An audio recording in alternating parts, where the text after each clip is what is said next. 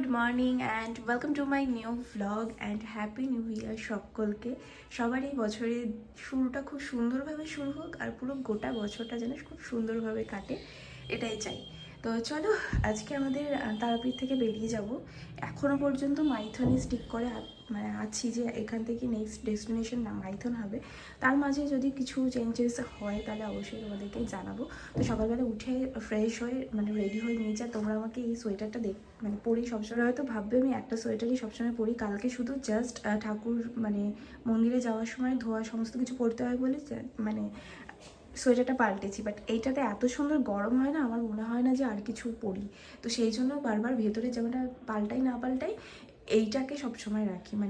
আর যেটা পরে এসেছিলাম সেটাই পরে নিয়েছি একেবারে, কারণ এখন তো কোথাও যাবো না। জাস্ট দেখি যে কোন ডেস্টিনেশনে যাওয়া হয়, তবে সেখান থেকে যদি কিছু সাইট সিন করা হয় বা না হয় সবটা তোমরা এই ব্লগে দেখতে পাবে। বাট হ্যাঁ, সুন্দরভাবে কালকে পুজো দিয়েছি। আর এই যে আমরা মোটামুটি সমস্ত কিছু গুছিয়ে নিয়েছি, অলমোস্ট এখানে প্যাক করা হয়ে গেছে। তো রুমের রিভিউ যদি তোমরা চাও, আমরা বলবো যে একদিনের জন্য ঠিক আছে, বাট একটু ছোট রুমটা আর একটুখানি অর্গানাইজেশনের প্রবলেম। তার সাথে হচ্ছে কি এখানে একটুখানি সার্ভিসটা খুব খুব একটা ভালো না, খুব বাজে সার্ভিস। কি বলবো, বাথরুমটা সেরকম না, তারপরে রুমটা না, আমরা যেহেতু বুক করে চলে এসেছি আর তারপরে যেহেতু সব বাচ্চারাও রয়েছে, গুগলি আছে, তো সেই কারণে আর কোনো কিছু চেঞ্জ করিনি। জাস্ট একটা দিনের ব্যাপার ম্যানেজ করে নিয়েছি, বাট ঠিক আছে ওভারঅল। আমাদের হোটেলের এই জায়গাটা বেশ ভালো, এখানে দাঁড়ালে বাইরে থেকে দেখা যায়। এবার একটু নিচে যাচ্ছি চা খাওয়ার জন্য। সকালবেলা বাবা অলরেডি খেয়ে গেছে।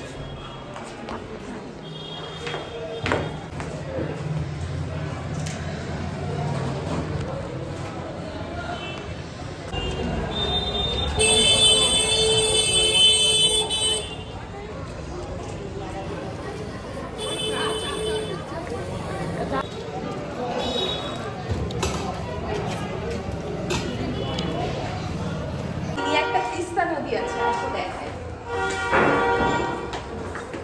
এই দেখো, এটা হচ্ছে মিনি তিস্তা।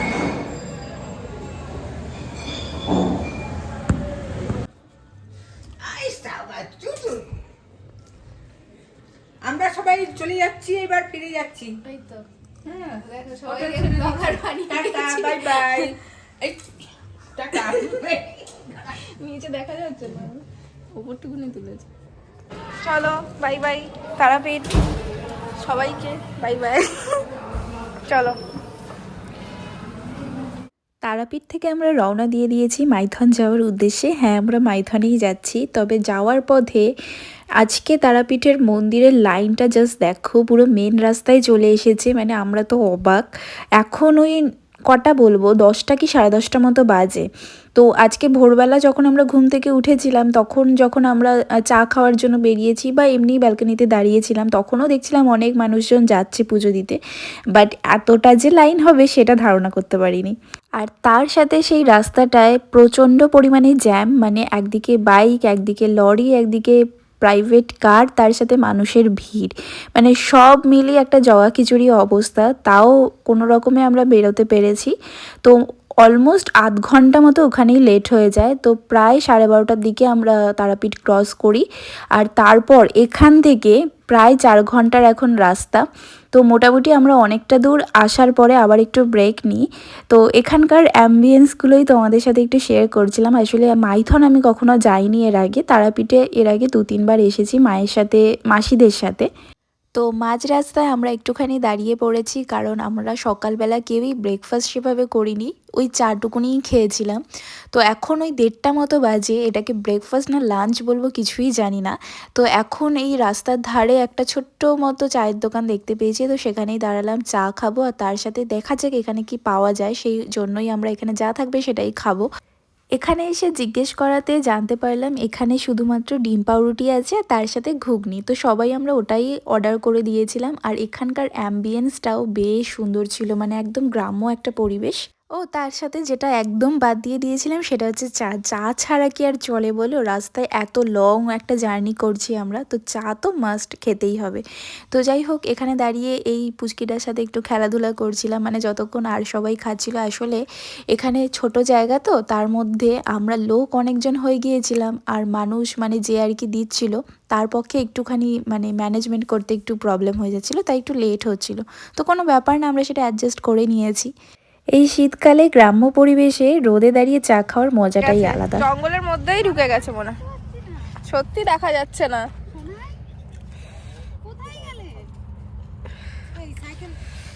আমরা এখানে ব্রেকফাস্ট করলাম, বেশ খানিকক্ষণ খেলাধুলা করলাম, তারপর আবারও রওনা দিয়ে দিয়েছি আমাদের ডেস্টিনেশনের উদ্দেশ্যে।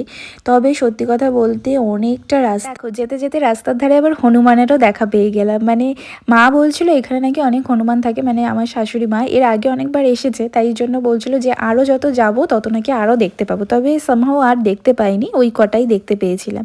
তারপর রাস্তা দিয়ে আস্তে আস্তে আবার ট্রেন লাইনও পড়লো, তো ট্রেনেও দেখে নিলাম। আর যেটা বলছিলাম তোমাদেরকে, আমরা ওই এখন অলমোস্ট 2টো কি 2:30 মতো বাজে। তো আজকে আমরা ওই টাইমে ব্রেকফাস্ট করেছি, জানি না লাঞ্চ কখন করব, তো দেখা যাক। আচ্ছা, এই ব্রিজটার নাম কি কেউ জানো? তোমরা কি কেউ গেস করতে পারছো? আমি অবশ্যই এখানকার কিছুই চিনি না, আর এই মাইথনেও আমি প্রথমবারই যাচ্ছি, তাই আমার কোনো রকমের কোনো কিছুর আইডিয়াই নেই। আচ্ছা, তারাপীঠের ব্লগটা দেখার পর তোমরা অনেকেই আমাকে বলছিলে যে দিদি আগে থেকে যদি জানতাম তাহলে তোমার সাথে দেখা করতাম। আমি খুব শিগগিরই আবারও যাচ্ছি, তোমাদের সবটা বলে দেবো। যদি পসিবল হয় তাহলে তোমরা এসো আমার সাথে দেখা করতে, আমারও ভীষণ ভালো লাগবে। যদিও আমি নিজেকে অতটাও বড় কিছু মনে করি না, তবে তোমরা যদি ভালোবেসে আমার সাথে দেখা করতে আসো, আমি অবশ্যই তোমাদের সাথে দেখা করব। আজকে রাস্তায় যেতে যেতে কত কী যে দেখে নিলাম সেটা বলে বোঝাতে পারবো না, মনে হচ্ছে যেন চিড়িয়াখানায় যাচ্ছি। তো আজকের রাস্তাও যেন মনে হচ্ছে শেষ হচ্ছে না, মানে 2 দিন ধরে যেহেতু অনেকটা ট্রাভেল করছি, তাই মনে হচ্ছে যে এবার যদি একটুখানি দাঁড়াতে পারতাম বা মাঝে মাঝে একটুখানি গ্যাপ আমরা নিচ্ছি, তবে মানে আর যেন ভালো লাগছে না, মনে হচ্ছে কখন হোটেলে গিয়ে পৌঁছাবো, এরকম একটা ব্যাপার। এখন বাজে 4:12 বিকেলবেলা।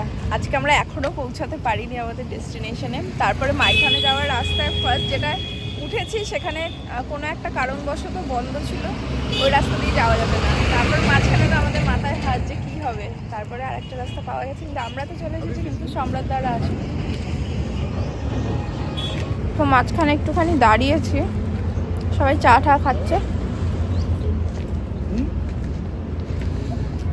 আমি আর চা খাইনি।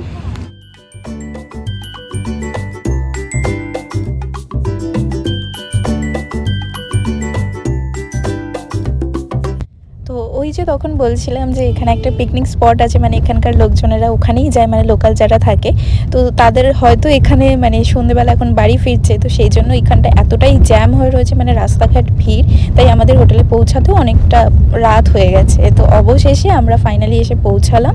তো এই হচ্ছে হোটেলের অ্যাম্বিয়েন্সটা। এটা যদি আমরা দিনের বেলা আসতে পারতাম আরেকটু আগে, তাহলে আরও সুন্দর লাগতো, আমরা অনেকক্ষণ এখানেই সময় কাটাতে পারতাম, কিন্তু যেহেতু রাত হয়ে গেছে তাই সেখানে মানে ঘুরে তোমাদেরকে আর কিছুই এখন দেখাতে পারছি না। তো সকাল হলে সবটাই দেখাবো, তবুও এখন যা যা করেছি বা যেটুকু যা মানে পারছি ক্যাপচার করতে সেটুকু দেখানোর চেষ্টা করছি। তো এখানে সামনেটা যেমন একটা বাগান এরিয়া রয়েছে, তার সাথে একটা ছোট্ট পার্ক মতো আছে, এখানে বাচ্চারা আসলে খুব মজা পাবে, দোলনা চড়তে পারবে, স্লিপ আছে।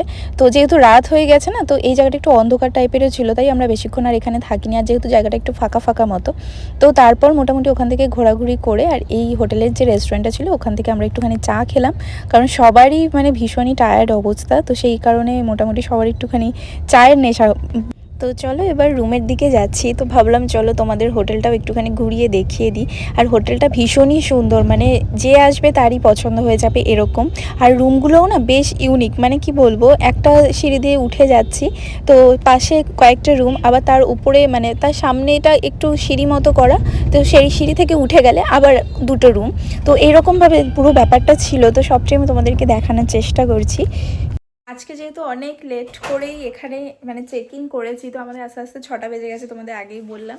তো সেই কারণে না এসে আর কোথাও যাওয়ার মতো মানে সময় হয়নি, তো সবটাই তোমাদেরকে ভয়েসে তো বলছিলামই। তো রাত্রিবেলা ওরা একটু বেরিয়েছিল, গিয়ে রাতের খাবার দাবারটা বাইরে থেকেই নিয়ে এসছে আর কি, এখানে তার খাইনি আমরা। তো দুদিনই তাই করেছিলাম, ওরা গিয়ে সব কিনে টিনে নিয়ে এসছে, আমরা হোটেলে বসে সবাই মিলে একসাথে খেয়েছি, এটাই হয়েছে। তো আজকে না সাইট সিন বলো বা এখানকার পরিবেশটা ঘুরে দেখার মতো সময় তো হয়নি, রাতও হয়ে গেছে তার মধ্যে। তো সকালবেলা ইচ্ছা আছে যে সবটা ঘুরে দেখবো, তোমাদেরকেও দেখাবো। আজকে রুমটাও তোমাদেরকে দেখাতে পারলাম না, তবে এইবারের হোটেলটা কিন্তু খুব সুন্দর, বাইরে থেকে যতটা না দেখতে ভালো লাগছে ভেতরটা ঢুকে আরো বেশি ভালো লাগছে এরকম। তো তোমাদের সবটা দেখাবো, আর অলরেডি অল্প অল্প করে তোমাদের একটু একটু দেখাচ্ছিলাম, কিন্তু পুরোটা দেখানো হয়নি, রুম টুরও দিতে পারিনি, তো সবটাই করবো আস্তে আস্তে। তো এখন কিছু স্ন্যাক্স আইটেম নিয়ে এসছে, তো সেগুলো আগে তোমাদের দেখাই দাঁড়া। তো রাত্রিবেলা আমরা সবাই মিলে বসে একটু গল্প করছিলাম, আর ওকে বলেছিলাম একটু ক্যাপচার করে নিতে পুরো ব্যাপারটা, আর মাঝে তো আমার ঘুমই পেয়ে যাচ্ছিল মানে। Good morning. আজকে হচ্ছে মাইথন থেকে আমরা বাড়ির দিকে যাব, আর এখানকার সাইট সিন যদি কিছু থাকে সেগুলো করব। আর এই হচ্ছে আমাদের রুম, যে একটা বেড আছে এখানে, এই যে আমি আগেই বললাম এখানে সব ছড়ানো ছিটো আছে, এগুলো সব গোছাবো এখন। তো এখানে একটা আয়না আছে, এখানে একটা ওয়ার্ড্রপ দিয়েছে, এদিকে ওয়াশরুম। আর আমার সব থেকে পছন্দের যেটা, সেটা হচ্ছে এই ব্যালকনিটা, এখান থেকে না খুব সুন্দর একটা ভিউ আসে। তো এরকম উপরে পাহাড়, আর এখানটা এরকম একটা গার্ডেন মতো করা আছে। আমরা কালকে এসেও অনেকক্ষণ বাইরেটা এখানে ঘুরপাক খাচ্ছিলাম, কারণ অন্ধকার তো খুব একটা বেশি দেখা যাচ্ছে না, তাই আর ভিডিও করিনি, তাহলে সকালে উঠেই তোমাদের দেখাবো। তো এই হচ্ছে বাইরের অ্যাম্বিয়েন্সটা। অলমোস্ট 11টা মতো বাজে, আমরা এখনই বেরিয়ে যাব, ব্রেকফাস্ট বাইরেই করব, কি চা খাবো সব কিছু। আর আমি রিসেন্ট মানে এই যে কটা দিন এখানে ছিলাম, মানে এখানে কি মানে যতদিন বাইরে বাইরে ঘুরছি চুলটা অনেকটা বড় হয়ে গেছে, তো আমি বিনুনি করেই ঘুরছি, নাহলে চুলের যা হাল হতো, মানে এই জায়গাগুলো মানে কি যে অবস্থা হয়, মানে চুলে জট পাকিয়ে তখন ওগুলোকে ছাড়াতে ভীষণ কষ্ট হয়। তো সেই জন্য সব দিনই আমি মানে বিনুনিটা হালকা একটা বিনুনি করে রাখছি, তাতে কি চুলটা অনেকটা সেভ হচ্ছে। তো যাই হোক, তারপরে বাড়িতে গিয়ে দেখি চুলটা কাটতে পারি নাকি, মানে অনেক দিন ধরে কাটবো করে আর কাটতেই পারছি না। তো এই হচ্ছে ব্যাপার। তো রাইট সাইডের দিক থেকে এই 4টে রুম আমাদের ছিল, আর তার পাশে দেখো এখান থেকে সিঁড়ি দিয়ে উঠলে 2টো রুম আছে। এইগুলো সব মানে এখানকার একটা মানে ইউনিক জিনিস, যেটা আমার খুব ভালো লেগেছে। তো আমি বারবার খালি ঘুরে ঘুরে এগুলোই দেখছিলাম। আবার দেখো এখান থেকে কিছুটা এগিয়ে এসে আবার একটু সিঁড়ি, আবার সেখান দিয়ে কয়েকটা রুম। তো পুরো ব্যাপারটাই এরকমভাবে রয়েছে, যেহেতু এখানকার পাহাড়ি এলাকা, তো সেই জন্য এখানকার অ্যাম্বিয়েন্সটাই হয়তো এরকম হয়, জানি না ঠিক, তবে খুব ভালো লেগেছে জিনিসটা।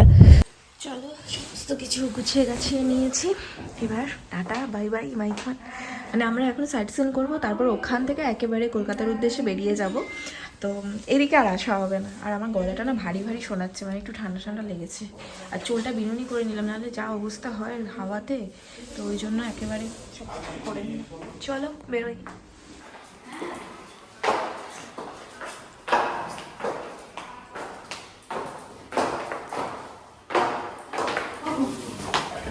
কি হয়েছে, হাঁপিয়েছিস? ও আচ্ছা,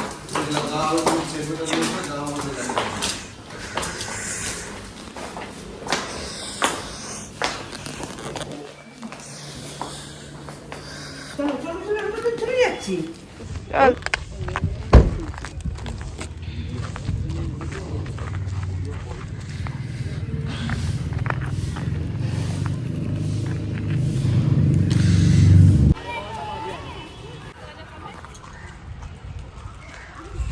চল। তাই আমি তো দেখতে পেলাম হাতে। হ্যাঁ হ্যাঁ, তো তুমি কখন উঠেছো ঘুম থেকে? আজকেও তুমি আমাদের ঘরেই ছিলে জানো, সকালবেলা তোমার মা নিয়ে আসলো গিয়ে, রাত্রে তো আমাদের সাথেই ঘুমিয়েছিলে, শুনতে পেয়েছো? কি করছে? নাম কি হবে? গুবলি। গুবলি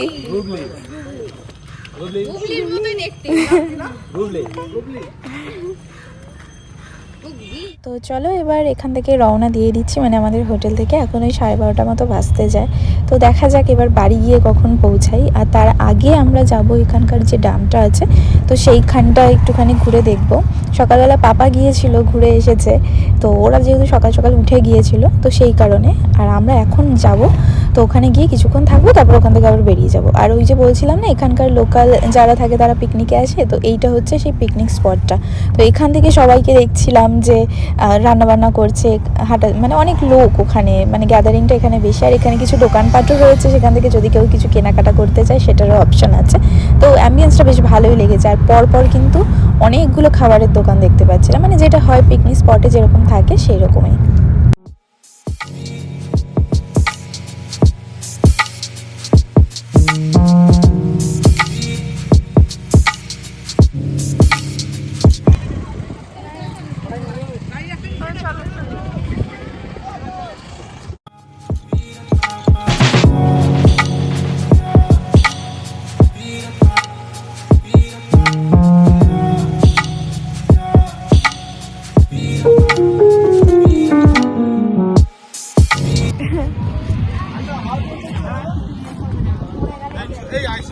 না আমি খাবো না সকালবেলা। না না গলা ব্যথা হচ্ছে। খেয়ে নাও। তুমি পেয়েছো আইসক্রিম পেয়েছো? আচ্ছা তুমি খাও, তোমারটাই আমি খাবো।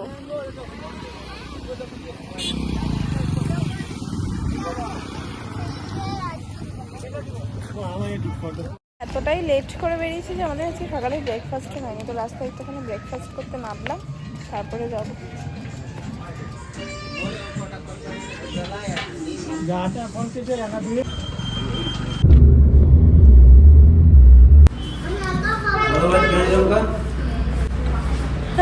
কি কি কিনেছো?